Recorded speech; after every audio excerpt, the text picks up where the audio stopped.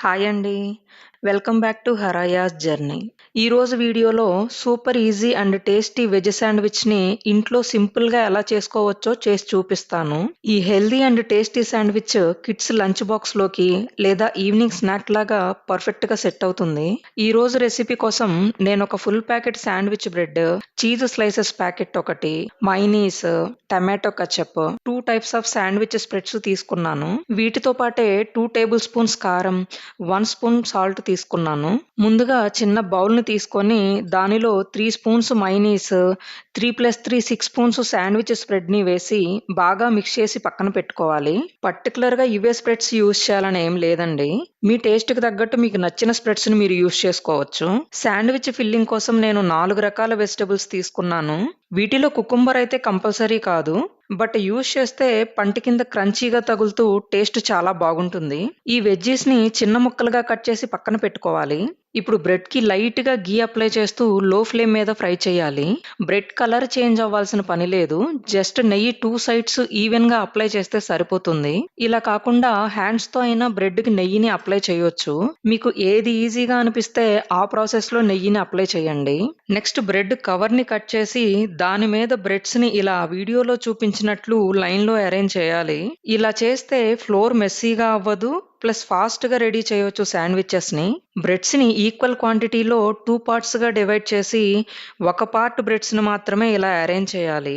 ఇప్పుడు spreads and mayonnaise మిక్స్‌ని ఒక్కొక్క spoon చొప్పున బ్రెడ్ మీద వేసి బ్రెడ్ కార్నర్స్ కవర్ అయ్యేదాకా క్రీమ్‌ని ఈవెన్‌గా స్ప్రెడ్ చేయాలి. ఏంటి ఇన్ని శాండ్‌విచెస్ చేస్తుంది అనే డౌట్ వచ్చిందా అండి మీకు?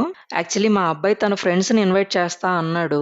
దట్ టూ కిడ్స్ కూడా జంక్ ఫుడ్స్‌ని చాలా ఇష్టంగా తీసుకుంటారు కాబట్టే ఎక్కువ క్వాంటిటీలో శాండ్‌విచెస్ చేస్తున్నాను. క్రీమ్ అప్లై చేశాక చిన్న ముక్కలుగా కట్ చేసుకున్న వెజ్జీస్‌ని 1 బై 1 బ్రెడ్ మీద వెయ్యాలి. టమాటా, కీరా, క్యాప్సికమ్‌లోని సీడ్స్‌ని పూర్తిగా తీసేసి మాత్రమే శాండ్‌విచ్ కోసం యూజ్ చేయాలి. సీడ్స్ తీయకుండా యూజ్ చేస్తే ఈ వెజిటబుల్స్‌లో ఉండే వాటర్ కంటెంట్ వల్ల శాండ్‌విచ్ మెత్తగా వస్తుంది. అదీ కాక తినేప్పుడు వాటర్ డ్రాప్స్ లాగా లిక్విడ్ బయటకొస్తూ అసలు బాగుండదు. వెజ్జీస్‌ని చిన్న ముక్కలుగా కట్ చేస్తే తినడానికి కంఫర్టబుల్‌గా, ఈజీగా ఉంటుంది. మీకిలా నచ్చకపోతే సర్కిల్ షేప్‌లోనే కట్ చేసి యూజ్ చేయండి. వెజ్జీస్ వేశాక బ్రెడ్ మీద లైట్‌గా కారం అండ్ సాల్ట్ వేయాలి. ఎక్సెప్ట్ వెజిటబుల్స్ శాండ్‌విచ్ కోసం యూజ్ చేసిన అన్నిట్లోనూ సాల్ట్ ఉంటుంది. సో, చాలా తక్కువ సాల్ట్ యూజ్ చేస్తే సరిపోతుంది. నెక్స్ట్ చీజ్ స్లైసెస్‌ని ఈవెన్‌గా అరేంజ్ చేసుకున్న ఈ వెజిటబుల్స్ మీద పెట్టాలి. నేను యూజ్ చేసిన శాండ్‌విచ్ స్ప్రెడ్స్ కూడా చీజ్ కాంబినేషన్‌తో ఉన్నవే. సో, ఒక బ్రెడ్‌కి ఒక స్లైస్ వేస్తే సరిపోతుంది. ఫైనల్‌గా లైట్‌గా టమాటో కెచప్ వేసి రిమైనింగ్ బ్రెడ్ పీసెస్‌తో కవర్ చేయాలి. మీరు కావాలనుకుంటే టమాటో కెచప్ బ్రెడ్ మీద వేయకుండా సైడ్‌గా వేసుకొని శాండ్‌విచ్‌తో డిప్ చేసుకొని తినొచ్చు. ఇలా రెడీ చేసుకున్న శాండ్‌విచెస్‌ని శాండ్‌విచ్ మేకర్‌లో పెట్టి హీట్ చేయాలి. శాండ్‌విచ్ మేకర్ లేని వాళ్ళు గ్యాస్‌ని లో టు మీడియం ఫ్లేమ్‌లో పెట్టేసి 2 సైడ్స్ బ్రెడ్ కలర్ చేంజ్ అయ్యే వరకు ఫ్రై చేయాలి. ఎక్కువ క్వాంటిటీలో చేశాను కాబట్టి నాకు 1 అవర్ పట్టింది ఇవి కంప్లీట్ అవ్వడానికి.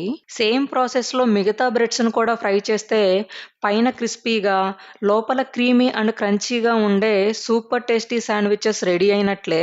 ఇవి పిల్లలకే కాకుండా పెద్దవాళ్ళకి కూడా బాగా నచ్చుతాయి. మీరు కూడా ఈ సింపుల్ శాండ్‌విచ్ రెసిపీని ట్రై చేసి మీకెలా అనిపించిందో కమెంట్స్‌లో చెప్పండి. ఈ రెసిపీ మీకు నచ్చితే వీడియోని లైక్ చేయండి, షేర్ చేయండి, సబ్స్క్రైబ్ చేయండి. సైనింగ్ ఆఫ్ జ్యోతి. బాయ్ అండి.